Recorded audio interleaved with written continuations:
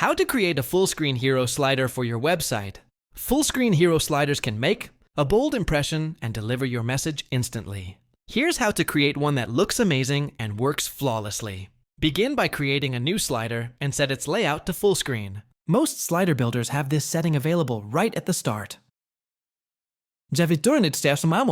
This makes the slider stretch from edge to edge, covering the entire viewport. Next, upload high-resolution background.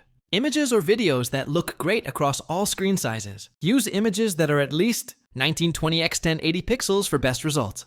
Add key content layers, like headlines, subtitles, and buttons. Keep the message short, clear, and centered to maximize impact.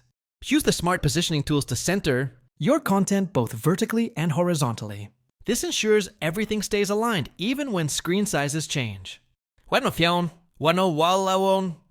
Animate your layers using fade-ins, slide-ins, or zoom effects. These subtle animations draw attention without being too distracting. Enable responsive settings and preview your slider on mobile, tablet, and desktop. If needed, use different font sizes or hide certain layers on smaller screens. Want to start with ready-made full-screen hero sliders? We've included a resource link in the video description, where you can download fully customizable templates.